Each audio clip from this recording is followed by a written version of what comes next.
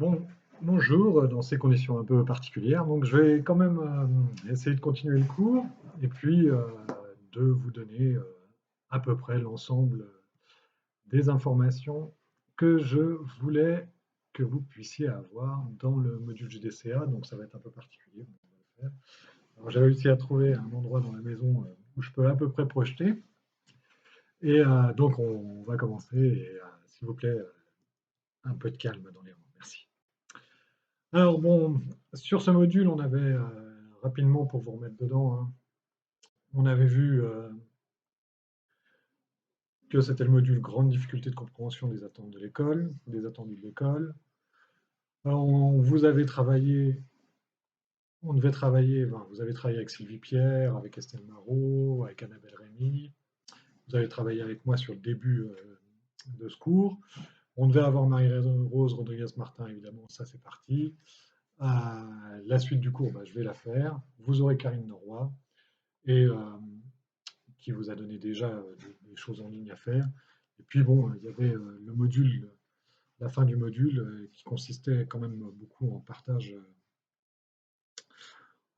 de solutions du type recettes pédagogiques, cours, activités. Bon, alors ça on va le faire quand même, hein, on va trouver une solution pour le faire. Puis j'avais prévu aussi de vous faire travailler ensemble pour vous faire vivre les activités. Bon, voilà, on va se débrouiller et de toute façon, vous aurez accès à la plupart des activités quand même, en sachant qu'on ne sait toujours pas comment va se passer la suite. Alors, on avait d'abord travaillé sur l'éducation, hein, avec cette question essentielle qui est bah, qu'est-ce que pourrait être une définition de l'éducation? Tout ce qui contribue à la construction et au développement de l'être humain et qui consiste pour les enseignants à rechercher une influence, quoi. Mais en sachant que l'influence, elle va être reçue différemment selon les individus qu'on a en face de nous, qui peut les rechercher, les accepter ou les subir. On avait travaillé sur l'environnement sociétal de l'école. Alors, je vous avais parlé de la domination de l'idéologie libérale qui change le rapport des jeunes avec l'école, là. Je vous avais parlé de la structure sociale, euh, avec une culture maintenant qui est consumériste, y compris du côté des parents. Et puis un passage d'une société dite paradoxale, c'est-à-dire qu'à la fois on vous promet par le travail, par l'école d'avoir des diplômes, etc., mais en vérité, euh, vous n'êtes pas du tout sûr d'en gagner. Et à côté de ça, vous pouvez avoir des exemples dans la vie de tous les jours de gens qui ne sont absolument pas passés par l'école et qui ont une réussite sociale énorme. Ah, on avait aussi regardé le fait que notre école est en tension avec une question fondamentale qui est celle de l'individualisme et de l'intérêt général. Alors l'intérêt général, normalement, fait taire les intérêts particuliers. Simplement, l'école aujourd'hui est dans une société où l'individualisme a pris le pas vraiment sur les grandes idéologies libérales, on l'a vu, hein, et c'est quelque chose d'absolument pas nouveau, mais qui est profondément beaucoup plus fort, hein. Je vous rappelle ce que Durkheim avait écrit, hein, la société s'oriente dans un sens individualiste et tous les procédés d'éducation qui peuvent avoir pour effet de faire violence à l'individu, de méconnaître sa spontanéité interne, apparaîtront comme intolérables et seront réprouvés. C'est ce que marquait Durkheim en 1893. Ensuite, on avait travaillé rapidement sur les questions du type ghettoisation ethnique, ghettoisation et espace de vie, hein, avec cette particularité française de ghettoiser une partie de sa population. Et je vous avais dit, hein, c'est pas moi qui tiens le terme, c'est celui qui a été utilisé par Manuel Valls ou par plein d'autres journalistes ou personnalités politiques, avec ce problème donc qui illustrait bien le dessin, hein, classement PISA, le système éducatif français reste inégalitaire. Cette année, je vais au collège Victor Hugo et l'autre va au collège Les Misérables. Alors ça, on avait vu aussi que c'était quelque chose qui était fondamentalement partagé, hein. Je vous avais montré deux extraits de journaux, l'Humanité, le Figaro Vox.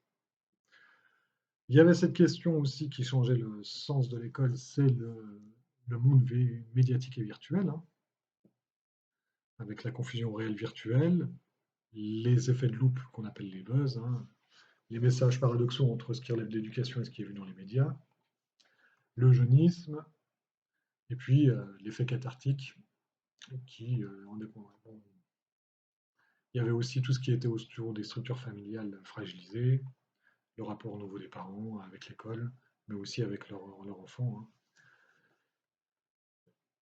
Bon, tout ça, vous pouvez le retrouver puisque vous aurez le PowerPoint. Ensuite, on avait travaillé sur le sens de l'école et je vous avais montré qu'on a trois logiques qui peuvent s'affronter, hein, la logique civique, la logique domestique et la logique industrielle. La logique civique, c'est celle qui est en général prônée par les enseignants, c'est celle qui est formée, c'est les hussards de la République, hein, c'est l'intérêt général. En vérité, aujourd'hui, les parents sont plutôt dans une logique domestique. Ce qu'ils veulent, c'est qu'on s'occupe bien de leur enfant et qu'on lui permette son épanouissement. Et puis, vous avez une logique industrielle qui est souvent, je dirais, méprisée un peu par les enseignants et qui pourtant a une importance fondamentale pour les publics les plus défavorisés. C'est l'efficacité dans le sens de l'employabilité du jeune à court et moyen, à court et long terme. Alors nous, on voudrait que les enfants ne travaillent pas pour ça, hein, on voudrait qu'ils ne travaillent pas pour les notes. Mais en vérité, les choses ne sont pas simples. Pourquoi les choses ne sont pas simples? Parce que la logique domestique, qui veut l'épanouissement de l'enfant, nous on est persuadé que l'épanouissement passe par la culture. Il y a Bernard Charlot qui écrivait dans un article en 2000 hein, qu'il ne suffit pas de vouloir ça. Pour les jeunes, la vraie vie, elle est ailleurs. Et ce qui est utile au développement de la vraie vie et de l'épanouissement pour nous les enseignants, c'est-à-dire lire par exemple, avoir accès à la culture, etc., c'est pas du tout vrai pour les jeunes. Voilà. Donc nous, on est persuadé que l'intérêt général, c'est que rejoint un intérêt domestique, individuel, qui est le passage par la culture. Mais pas, les jeunes n'ont pas du tout cette vision-là. Pour eux, la logique domestique, c'est l'épanouissement qu'ils ont dans leur vie de tous les jours avec les copains. Et là, il n'y a pas besoin de culture au sens où nous, on entend la culture académique, quoi. Donc il y a un hiatus entre les deux. Et puis, je vous ai dit, hein, la logique industrielle, l'efficacité, pas facile. C'est comme les gens de la météo, vous savez. Alors, du côté de Brest, la logique industrielle, bah, en fait, je vous l'ai dit, c'est assez compliqué, mais il faut que nous, on ait en tête que pour les familles et pour les jeunes, ça va avoir un impact incroyable. Et les gamins vont beaucoup mieux comprendre euh, cette logique-là que celle-là, l'intérêt général, ou que même celle-là. Voilà. Parce que, encore une fois, ils n'attendent pas ça de l'école. Même si les familles, eux, attendent l'épanouissement de l'enfant. Alors, on avait vu ça, on avait regardé les différents modèles. Pareil, vous aurez le PowerPoint. Alors, donner du sens à l'école, on va revenir là-dessus. Il n'y a pas de sens en soi. C'est-à-dire que rien n'a de sens en soi. Et là, on va rejoindre des questions plus philosophiques, hein, mais donner le sens de la vie, il n'y en a pas. Il n'y a pas de sens de la vie. Chacun de nous va chercher le sens de sa vie. Chacun de nous va donner un sens à sa vie.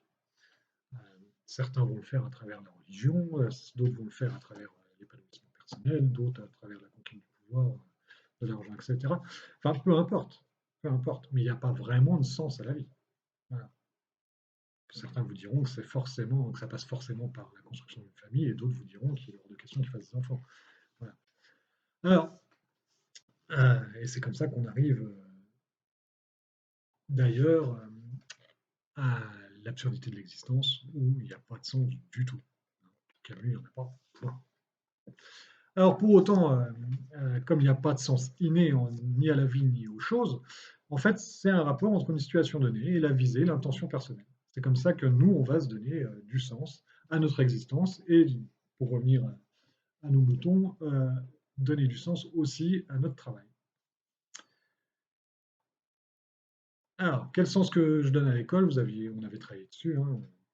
Je vous avais demandé d'être un peu dans le registre du méta, c'est-à-dire de vous poser la question pour vous-même. Qu'est-ce que vous faites dans la formation KPI? Qu'est-ce que vous en attendez? Quel est le rapport aux cours? Quels sont les cours que vous appréciez? Pourquoi vous les appréciez? Enfin, pourquoi vous êtes devenu enseignant? Ça, c'est fondamental. Pourquoi vous voulez transmettre? Voilà. Alors, le sens, pour Mérieux et pour beaucoup de pédagogues, il est au cœur de la construction des savoirs. C'est-à-dire qu'il va y avoir apprentissage quand un sujet va prélever des informations dans son environnement à partir de son projet personnel. C'est-à-dire que c'est ce projet-là qui donne du sens à tout le reste et qui fait que du coup, il va aller prendre les informations qui l'intéressent pour arriver au bout. Voilà. Donc finalement, il n'y a pas de connaissances qui, en soi, ont une valeur prépondérante et capitale. Ce n'est pas en soi. Ça va être en fonction de l'environnement et surtout du projet du jeune. Si le projet du jeune, c'est effectivement euh, de pouvoir entendre ce que vous avez à dire parce que ça rentre dans son projet, là, vous allez avoir un jeune qui va être plutôt attentif. Mais ça ne veut pas dire pour autant que c'est la connaissance qui va être importante. Par exemple, Bernard Charlot, lui, expliquait que beaucoup de jeunes essayent d'être des bons élèves, non pas pour acquérir des connaissances, mais pour finalement avoir le moins d'ennuis possible et les meilleures notes possibles. À terme, sachant que les notes permettront que, un, je le redis, il n'ait pas d'ennui, deux, ils pourront faire des choses. Voilà. Mais ce n'est pas la connaissance pour la connaissance. Ce qui est le rêve de tous les enseignants qui voudraient que les jeunes apprennent pour la beauté du geste. Euh, les gamins, j'ai envie de dire, ils sont plus pragmatiques. Alors, le rapport au savoir, c'est quelque chose de plus compliqué que ça en a l'air. En général, on passe par cette notion, elle a été définie plusieurs fois, d'abord par Bernard Charlot, je vous ai dit, mais aussi Bayrou qui a travaillé dessus. Ce qui est intéressant, c'est qu'il y a plusieurs aspects de ça. Il y a un rapport à la connaissance. C'est la forme de curiosité anthropologique, c'est-à-dire le fait que certains jeunes, et c'est assez humain, aiment bien apprendre pour apprendre. Voilà. L'accumulation de connaissances devient le but de l'accumulation de connaissances. Un peu comme, je ne sais pas si vous regardez les émissions de télé, évidemment un petit peu. Euh, Par exemple, dans les jeux de quiz, vous avez des gens qui sont très très forts, tout simplement parce qu'ils aiment amasser de la connaissance. Voilà. Et donc, finalement, leur connaissance ne sert finalement qu'à gagner au Trivial Pursuit. Ou alors, si vous avez l'émission N'oubliez pas les paroles, vous avez des gens qui apprennent 700 chansons et ils ne les apprennent pas pour les savoir, ils les apprennent parce que ça va leur servir juste dans le jeu. Voilà. C'est juste à ça que ça sert. Et il n'y a pas un rapport à la connaissance autre que l'accumulation de la connaissance pour une visée particulière. Alors, le rapport à la connaissance, voilà, il peut être plus ou moins développé. Et ça dépend des individus. Le truc, c'est que ce rapport à la connaissance va s'accompagner d'un rapport au scolaire. Et le scolaire, quand on entend scolaire, c'est tous les attributs de la scolarité. Aussi bien le fait que, et je vous le redis, l'école, c'est particulier parce que c'est un endroit de connaissance, mais au milieu des autres. Hein. C'est-à-dire que ce n'est pas anodin. Il y a cette question de l'autre qui est toujours là, alors qu'on n'a pas cette question de l'autre dans la connaissance, forcément. Si vous voulez apprendre quelque chose sur Internet, beaucoup de gens sont autodidactes. Hein, on en avait parlé avec les musiciens. Euh, si vous êtes autodidacte, vous pouvez avoir un rapport à la connaissance extrêmement développé, mais pas du tout un rapport au savoir scolaire, dans le sens où apprendre au milieu des autres ne vous intéresse pas. Voilà. Voire même constitue un problème. Mais il y a aussi des difficultés qui vont être de l'ordre de le fait de se lever tôt, d'avoir des horaires imposés, d'avoir un découpage qui ne vous plaît pas, d'arrêter le week-end, de faire des efforts le soir, etc. Et enfin, dernier point qui est finalement dans le rapport au scolaire, c'est le rapport à la loi. C'est-à-dire qu'il va falloir aussi avoir une attitude, sinon de soumission, au moins d'obéissance, pour réussir à travailler dans le contexte scolaire. Alors, vous voyez bien, quand vous allez être avec les jeunes, il va falloir que vous essayiez de distinguer ces choses-là. Quand vous dites d'un gamin qu'il n'a aucune appétence pour l'école, c'est sans doute vrai, mais il va falloir creuser, quoi. Est-ce que c'est vraiment un problème par rapport à la connaissance, c'est-à-dire un gamin qui n'est vraiment pas attiré par la connaissance, d'une manière, je dirais, un peu qui subit beaucoup les choses, ou d'une manière quasi pathologique, c'est-à-dire ce qu'on a pu voir, ce qu'on a appelé la peur d'apprendre, par exemple, dans le cas des enfants qui peuvent développer des troubles du comportement face à la chose scolaire. Ou alors, est-ce que c'est juste un gamin qui aime bien apprendre, qui est curieux de plein de choses, mais qui n'est pas du tout scolaire pour le coup, et qui a du mal à répondre aux exigences de la scolarité, c'est-à-dire tout à la fois le fait d'être avec les autres, d'obéir, et ce que je vous disais, tout ce qui est la forme scolaire, les horaires, etc., etc. Ça, c'est important parce que on n'aborde pas les choses de la même façon. Voilà. Un enfant qui a des problèmes avec la scolarité, le rapport au scolaire, finalement, on peut y faire quelque chose en modifiant la forme de la scolarité. Voilà. Peut-être que ça va d'ailleurs impacter ceux qui ont un rapport à la connaissance différent. Mais en tout cas, ça permet d'évacuer un jugement rapide qui est ça n'intéresse pas l'école. Ouais, peut-être que c'est l'école, peut-être que c'est le savoir, peut-être que c'est les deux, peut-être que c'est le rapport à la vie. Alors, pour continuer là-dessus, il faut savoir que quand vous donnez du sens, tout n'est pas conscient. Voilà, ça, ce serait trop simple, hein, parce qu'il suffirait finalement d'appuyer sur le bon bouton et puis de dire au gamin, ah, t'as vu, voilà, qu'est-ce que tu veux faire plus tard? Ouais, je veux être mécanicien. Bah, super, donc si tu as des bonnes notes, tu pourras être mécanicien. Et vous savez tous que ça ne marche pas comme ça.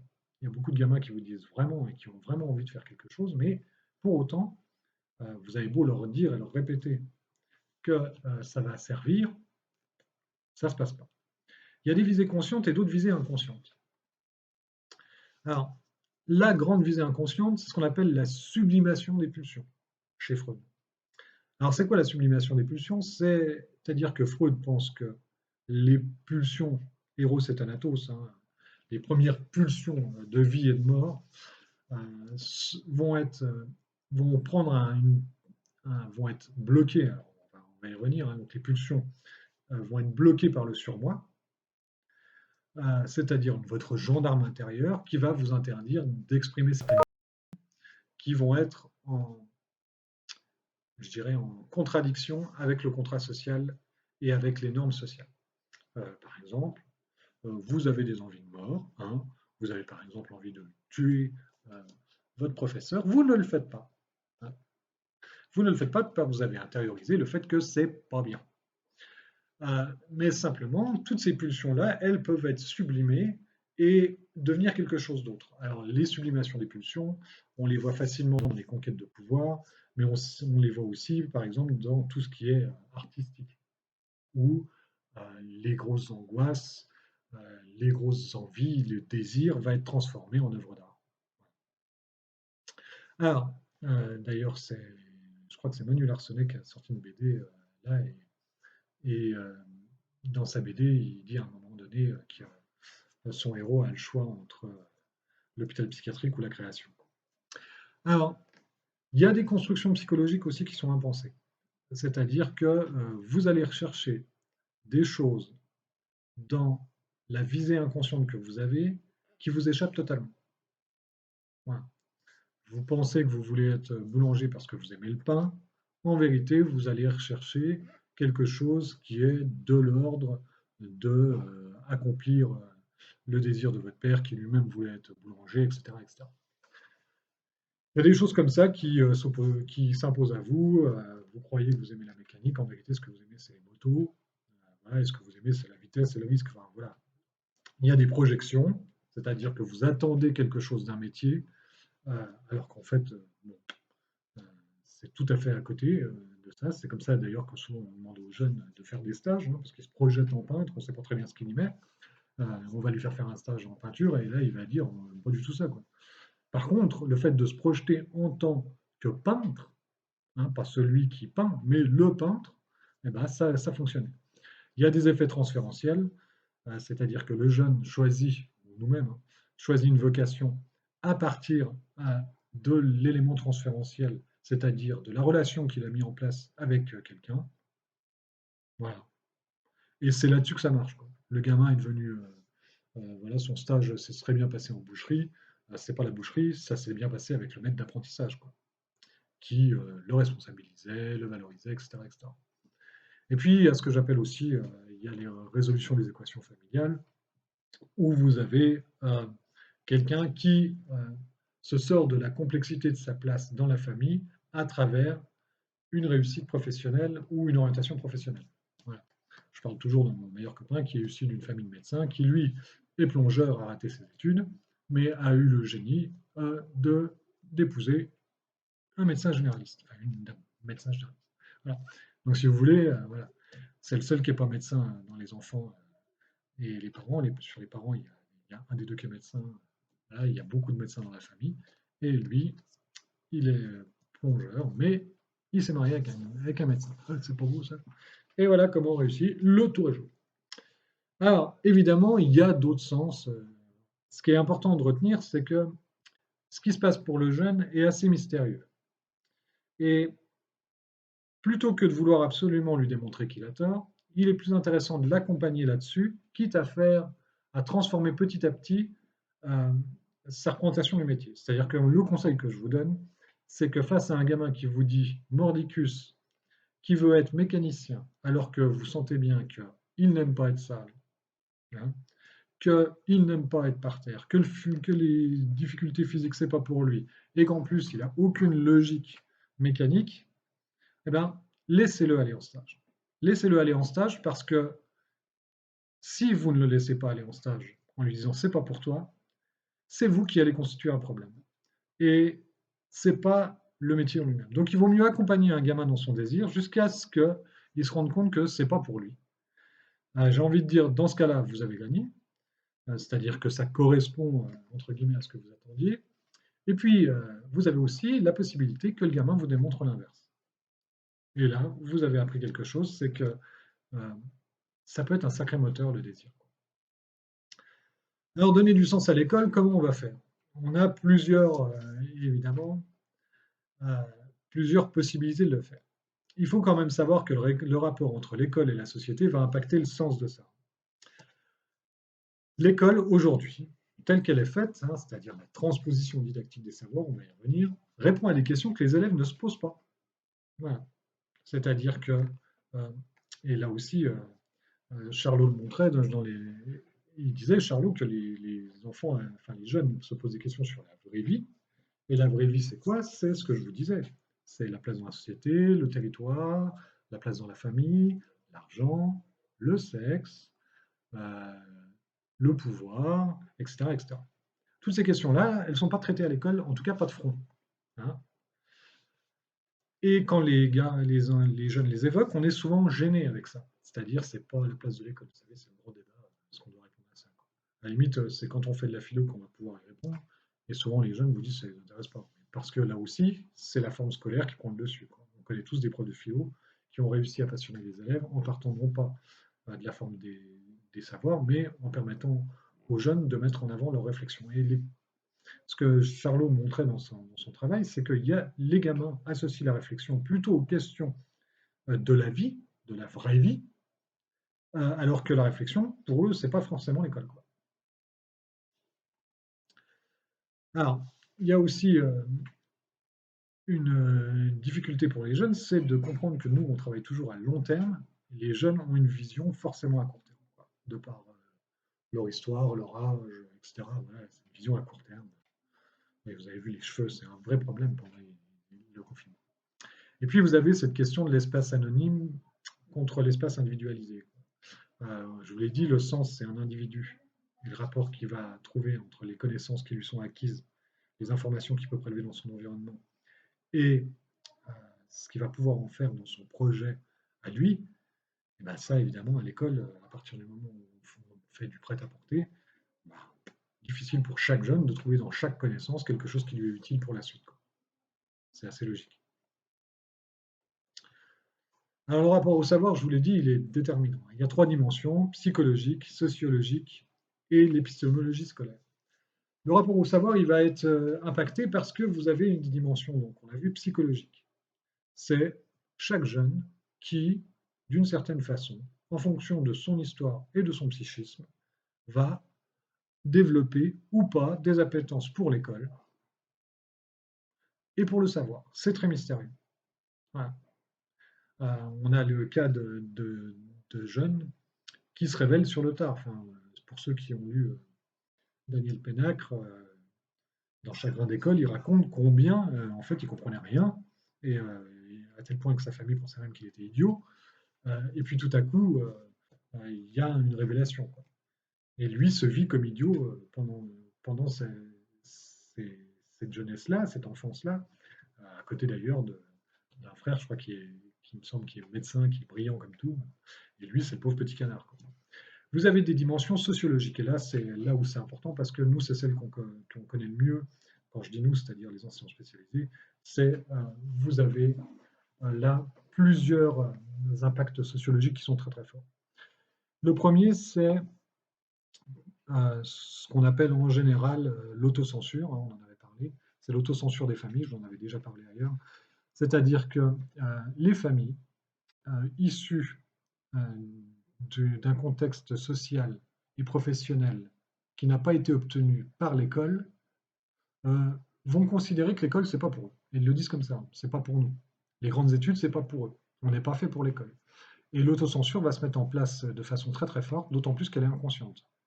C'est-à-dire que on inculque aux gamins que l'école c'est compliqué pour nous et que de toute façon notre réussite ne passe pas par l'école et qu'il y a d'autres débouchés et que chez nous on est des manuels, etc. etc. Vous avez aussi d'autres rapports sociologiques qui vont impacter, et vous le savez bien, c'est par exemple le fait qu'à l'école, dans le groupe de jeunes, accepter l'école et sa discipline, ça peut être dans certains milieux finalement rejoindre l'ennemi. L'ennemi c'est Babylone, les profs font partie de Babylone, hein, on va le dire comme ça, et finalement accepter de travailler, jouer à l'intello et être de connivence avec les profs, c'est rejoindre le camp ennemi, quoi. Le camp des dominateurs. Alors c'est vrai, hein, et ça a un impact, c'est aussi en lien avec les débats qu'on peut avoir en ce moment sur les questions vives à l'école et sur les questions de laïcité, où là aussi il y a dans l'idée que pour une certaine partie de la population, euh, il va y avoir une forme de trahison des origines sociales et des mêmes, mais surtout des valeurs familiales et sociales dans le fait d'être dans l'école ordinaire, publique, avec ces valeurs affichées à elle. Alors évidemment, on pense tout de suite voilà, aux questions vives et à l'islam, etc. Mais finalement, tout choix familial d'école confessionnelle dit quelque chose de ça, hein, de la même façon. Et il y a un refus, en fait, de se laisser inculquer les choses par une école publique qui, sociologiquement, représente soit une majorité, soit des valeurs qui ne sont pas les nôtres, soit le dominateur. Ouais. Donc il y a plein de façons de ça. Et les jeunes, il y a aussi les jeunes qui, entre eux, hein, voilà, sans qu'il y ait une référence directe à des choses du type professionnel, vous le savez très bien, c'est le faillot, c'est quelqu'un qu'on n'aime pas, quoi. Hein, l'intello, c'est un collabo. Vous voyez très bien ce que je veux dire, j'imagine, quoi. Et donc, pour faire partie du groupe, l'appartenance, elle va être importante, elle est toujours importante et encore plus chez les ados. D'une certaine manière, il faut faire partie du groupe qui résiste à l'école plutôt que de celui qui est avec les professeurs. Et puis enfin, la dernière chose, c'est l'épistémologie scolaire. Alors, je vous ai dit qu'on allait y revenir, c'est les contenus à enseigner, la forme donnée. C'est l'anthropologie des savoirs scolaires, la transposition didactique. Voilà, c'est-à-dire que qu'est-ce que c'est l'école et qu'est-ce que c'est la transposition didactique? Tous les savoirs humains naissent dans des contextes particuliers avec, là pour le coup, souvent une fin, un objectif qui est très utilitaire. Je vais vous donner les exemples les plus précis. On est à peu près persuadé que l'écriture naît tout simplement parce qu'il y a besoin à un moment donné de garder en mémoire des choses qui sont dites. Alors, pourquoi garder en mémoire? C'est parce qu'à partir du moment où les êtres humains passent d'une discipline de chasseur-cueilleur à un travail autour du néolithique, hein, c'est-à-dire le passage à l'agriculture, à l'élevage, à partir du moment où on fait ça, il faut pouvoir se souvenir de combien on a d'animaux, combien on peut en tuer, combien on peut en garder, et pareil pour les semences. Qu'est-ce qu'il faudra garder comme blé, comme grain, et quels sont les grains qu'on pourra moudre. On se doute que, à partir de ce moment-là, les choses se mettent très vite en place pour avoir une mémoire de ça. De la même façon, à partir du moment où le commerce se met en place de façon de plus en plus soutenue, eh ben, il va falloir tenir des livres de compte quelque part. Donc on a cette idée que, au départ, les inventions humaines répondent à des besoins fondamentaux. Et au fur et à mesure, l'accumulation de connaissances fait qu'il devient important de transmettre ces connaissances, hein. Et il y a tellement de connaissances à transmettre qu'il va falloir donner une forme à ça qui puisse permettre au plus grand nombre d'y accéder. Alors, vous avez l'enseignement collégial euh, qui est créé par Jean-Baptiste de La Salle, c'est-à-dire l'idée qu'on va, euh, qui arrive assez tard finalement dans l'histoire, où on va réunir toute une classe d'âge et on va donner le même cours à tout le monde. Comme ça, on aura quelque chose de très efficace sur le plan de la transmission. Et cette forme-là, elle a perduré, et c'est la forme de la classe. On réunit une tranche d'âge, on a un programme, et on donne à l'ensemble les données et informations qui font que on a eu une transmission efficace.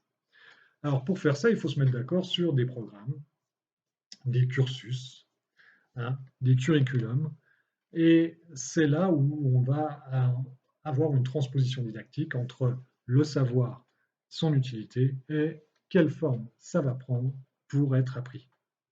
Voilà. Et il y a de la perte là. Il y a une perte, c'est-à-dire que pour le jeune, ce qu'on livre, c'est la transposition didactique et le sens des apprentissages est perdu. Voilà.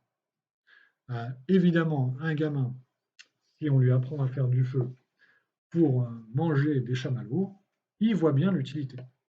Voilà. Si vous lui apprenez comment marche le moteur à combustion, c'est plus compliqué.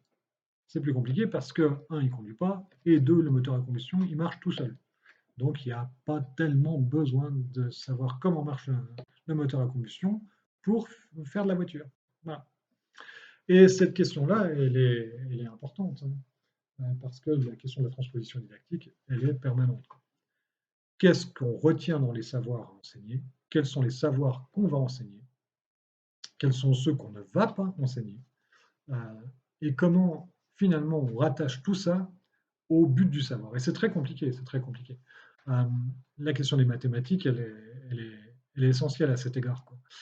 C'est-à-dire qu'au départ, les enfants, c'est très facile de relier les mathématiques à une visée d'apprentissage dans la vie, hein, trier, faire des dessins, compter, distribuer les cahiers, mettre la table, etc. Et puis au fur et à mesure, bah, quand vous arrivez aux séries d'équations, il n'y a plus grand-chose dans la vie qui vous donne l'utilité de ça. Je vous l'avais dit en rigolant, mais qui est-ce qui a besoin des identités remarquables au quotidien? À part les mathématiciens et les gens qui utilisent les mathématiques. Bon, voilà, il n'y a guère que les gens qui ont fait des études de maths poussées. C'est-à-dire qu'au quotidien, vous ne vous servez pas des identités remarquables. Enfin, moi pas. Les mesures, oui. Voilà. Donc il y a cette question-là de l'anthropologie des savoirs scolaires, et ça va bien plus loin parce que là, pour les mathématiques, on voit bien que certaines choses abstraites n'ont plus de lien avec la réalité, c'est-à-dire la réalité de la vie ordinaire de tout un chacun. Mais apprendre l'anglais, c'est utile. Ça l'est beaucoup moins si vous ne pouvez pas voyager, hein. Et puis surtout, si vous apprenez l'anglais de la façon scolaire, c'est-à-dire avec moins de quelques secondes, hein, c'est moins d'une minute, c'est beaucoup moins d'une minute, par heure de cours pour parler, bon, voilà, vous avez bien compris que l'utilité, elle est perdue dans la forme scolaire. D'ailleurs, si vous regardez les pubs pour Babel, l'application, ils vont revenir sur le fait qu'on parle, on parle, on parle.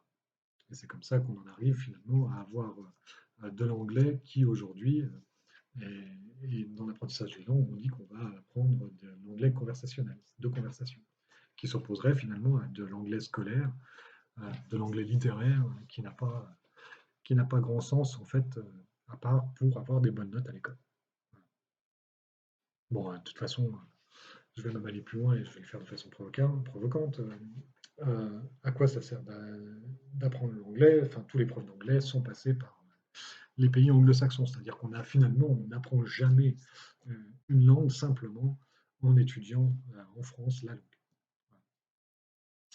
Bon, cette question de la forme de l'anthropologie des savoirs scolaires et de la transposition didactique, elle est importante. Par exemple, elle se pose aussi pour la littérature. Vous savez très bien que il va y avoir un hiatus petit à petit entre le programme et les goûts des jeunes. avec cette question toujours récurrente, est-ce que c'est bien intéressant d'apprendre les affres de l'amour de Fabrice Del Dongo dans La Chartreuse de Parme ou les pensées de Madame Bovary, qui est une femme d'âge mûr rêvant d'autre chose, quand on est un gamin de 15-16 ans. Voilà. Comment voulez-vous vous projeter en Madame Bovary quand vous avez 15-16 ans? Difficilement. Voilà. Pourquoi vous enquiquiner à lire en plus quand il y a des très bonnes séries sur Netflix et vous avez d'ailleurs des écrivains qui disent eux-mêmes que sans doute qu'ici il y avait eu Netflix et ils n'auraient pas lu. Bon voilà, vous avez ces questions-là qui sont toujours permanentes, hein, vous avez des gamins aussi qui lisent beaucoup, mais qui ne s'intéressent pas aux livres qu'on leur propose, quoi. Voilà, moi, je prends mon exemple à moi, mais j'ai beaucoup aimé la science-fiction, j'en lisais. Bon, voilà, on n'en fait pas à l'école, quoi. C'était pas intéressant. Donc vous avez ces questions-là qui sont permanentes, hein, les contenus enseignés. Et évidemment, elles se posent différemment en maternelle, en primaire, au collège.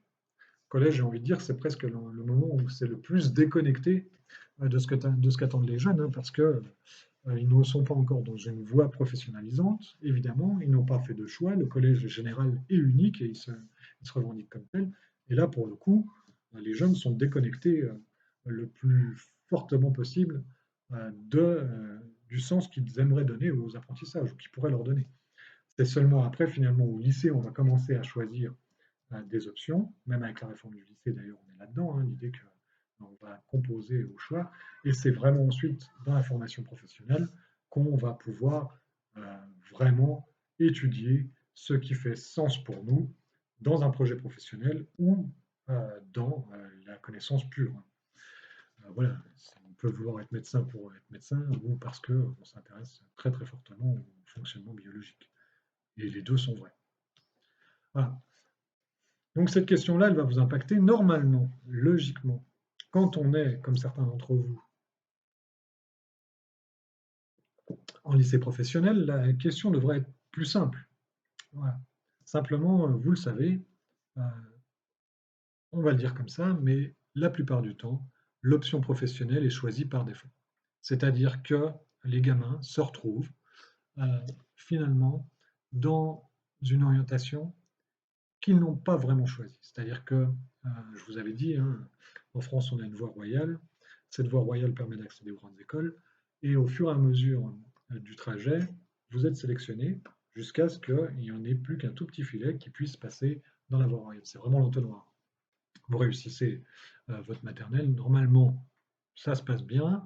Dès le primaire, vous avez un premier tri qui s'effectue avec des passages en SECPA, Ulysse, IME, ITEP, etc. Hein, il ne faut pas avoir peur de le dire qu'il y ait déjà un premier tri, hein, qu'il soit pour de bonnes ou de mauvaises raisons.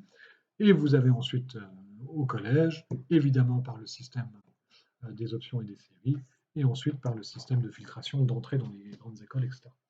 Vous avez comme ça une orientation par défaut. Et à chaque fois, en fait, le jeune va se retrouver dans une voie par défaut, rarement par choix. Voilà. Et d'ailleurs, on a tous en tête l'histoire de quelqu'un qui voulait absolument faire tel ou tel métier professionnalisant et à qui on a dit, par exemple, non, non, tu vas faire du général parce que tu travailles bien. Voilà. Moi, j'ai le cas dans ma famille, ma nièce qui voulait être dans la cuisine et qui a fait des études longues. Parce que son père lui a dit, non, tu vas en général, tu travailles bien. Quoi. Donc, souvent, ce qui va se passer pour vous qui êtes en lycée professionnel, c'est cette question-là. C'est-à-dire qu'en théorie, les jeunes devraient être contents parce qu'ils sont dans la voie qu'ils ont choisie. En pratique, beaucoup d'entre eux ont eu très peu de choix et sont orientés par défaut. Voilà. Donc ça, évidemment, ça va avoir un impact. Donc vous voyez que tout ça est un peu compliqué et que ça va être quand même de notre responsabilité de faire quelque chose là-dessus, si on peut. Les dimensions psychologiques, je vous ai dit, beaucoup de choses vous échappent, elles échappent même à l'individu lui-même pour beaucoup. La dimension sociologique, ben, pareil, ça va être compliqué de pouvoir vous y attaquer de front, hein, si j'ai envie de dire. Et puis, par contre, on a quand même une petite marche sur la transposition didactique. C'est là où la liberté pédagogique, finalement, prend son sens. Vous n'avez pas la main sur les programmes, vous le savez bien. Les contenus à renseigner, ça, c'est donné. Le contexte d'évaluation, c'est-à-dire final, hein, c'est-à-dire celui qui diplôme, vous n'y avez pas non plus accès, c'est pas vous qui décidez de quelle forme aura le bac cette année. Par contre, il y a une liberté pédagogique sur la forme donnée, la transposition didactique. Quelle est la forme qu'on va donner à cette question? Et là, il y a de quoi agir avec et pour les jeunes. Alors, on va continuer un petit peu sur le plan pédagogique. Alors, trouver du sens à l'école, ça revient à relier le savoir à un usage hors de l'école. Pour beaucoup de jeunes, ça va être ça. Voilà. Je vous ai dit, très peu vont être ceux qui vont trouver du sens en soi à l'école, c'est-à-dire j'adore aller à l'école parce que j'adore être assis, j'adore travailler, j'adore toutes les matières qu'on fait, j'adore la maîtresse, j'adore les copains. Et tout ce que je veux, moi, c'est aller à l'école. Tiens, même si je pouvais, j'irais à l'école toute ma vie, je veux devenir prof. Hein. Sinon, il y a quand même un travail à faire entre relier le savoir et un usage hors de l'école. Alors, pour ça, on a, si vous voulez, deux grands actes. Le premier axe, c'est se référer à l'usage social de référence, ce qu'on appelle aussi socialiser les apprentissages. C'est-à-dire que à chaque fois qu'on apprend quelque chose, on essaye de faire en sorte que ce soit relié à un usage social et que ça permette quelque chose, j'ai envie de dire, de rendre quelque chose possible dans la vraie vie. Voilà. Je ne vais pas vous en dire plus parce que c'est votre travail, ça. Je vous aiderai après. Et puis, le deuxième grand axe, c'est se construire un usage personnel en termes de projets scolaires et professionnels. Là, c'est aussi comme ça que le jeune va pouvoir faire du lien, c'est comment il va pouvoir trouver dans ce qu'il fait à l'école un usage, et j'ai envie de dire utilitaire, pour réussir à son projet scolaire. Vous avez des jeunes qui sont capables de ça et de dire finalement que l'école ne les intéresse pas, les matières ne les intéressent pas vraiment, mais ils savent très bien qu'il leur faut tel bac avec telle mention pour pouvoir accéder à telle école, pour pouvoir faire tel métier. Voilà. Et puis, il y en a d'autres pour qui ce chemin-là est très compliqué. D'abord, ils ne le voient pas. Hein. On a des jeunes qui. Enfin, moi, j'ai encore une jeune récemment qui sont dans la pensée magique, hein, c'est-à-dire qu'ils vous disent qu'ils veulent faire tel métier. Quand vous leur dites, mais tu ne travailles pas, enfin, concrètement, tu ne fais rien. Et dans un an, il va falloir faire ton dossier de troisième pour aller au CAP, ça ne va pas passer. Et le jeune vous dit bah, vous verrez, si j'irai. Mais on ne sait pas, c'est de la pensée magique. Hein. Il se projette sur un ailleurs, un avenir assez lointain, toujours, mais il n'y a pas de chemin. Et il n'y a pas de lien entre ce qu'il vit sur le moment et son projet. Donc c'est nous qui devons construire du sens, enfin essayer de l'aider à construire du sens et un fil là-dedans. Alors, le primat du sens. Alors l'idée quand même, c'est que pour beaucoup de pédagogues, et c'est un peu ce qui a, la révolution qu'il y a eu dans les années 80 avec les programmes qui ont été dictés par les programmes de 89 et dictés par Lang. C'est-à-dire qu'on avait parlé de mettre l'enfant au centre des apprentissages. Voilà. Et à l'époque, vous avez toujours deux visions de ça. Vous avez ceux qui pensent qu'effectivement, on doit mettre le gamin au centre de l'apprentissage et ceux qui pensent que non, c'est à tous les gamins, c'est la connaissance qui est au centre et c'est le gamin qui doit essayer de se rattacher à ça. Bon, si on veut donner du sens à l'école, en général, il vaut mieux partir de l'intérêt de l'enfant. Et c'est d'autant plus vrai que, justement, le gamin n'a pas donné de sens à l'école. Voilà. Finalement, c'est toute la question, l'attention que ça met, c'est que plus un gamin va être élevé dans un milieu qui donne du sens à l'école, plus ça va être simple pour lui d'y réussir. Autrement dit, et c'est ce que je vous dis toujours, les enfants de cadre sup, les enfants d'enseignants, dans leur grande majorité, trouvent du sens à l'école. Même si c'est un sens strictement utilitaire, comme je vous ai dit, c'est-à-dire avoir le moins d'ennuis possible et réussir à faire sa route jusqu'à sortir du système scolaire, mais ils savent bien comment ça doit marcher. Et puis il y a ceux qui ne font pas de lien avec tout ça, qui subissent vraiment l'école, et pour eux là, il va falloir essayer de partir de leur intérêt. Alors, comment on fait? Il va falloir engager l'enfant dans une activité qui fait sens pour lui. Comment on va donner du sens? Et puis, voilà. Ensuite, identifier les apprentissages nécessaires pour sa réussite. Accompagner l'enfant dans ses apprentissages, vérifier ses acquisitions. C'est comme ça, selon Philippe Mérieux, qu'on devrait pouvoir construire du sens à l'école. Voilà. Je ne vous en dis pas plus, on y reviendra sans doute quand vous aurez travaillé à distance la semaine prochaine. Je reviendrai là-dessus. Alors là, on va terminer un petit peu. Je voudrais que vous fassiez, que vous déterminiez plutôt, on aurait dû travailler comme ça, je vous le dis. Là, vous déterminez en fonction de primaire ou secondaire. Et ce qu'on fait, c'est que je voulais qu'on ait un rapporteur par groupe, qu'il y ait un écrit succinct qui détaille les pratiques des participants. On ne pourra sans doute pas faire comme ça, évidemment. Mais par contre, voilà ce que vous faites.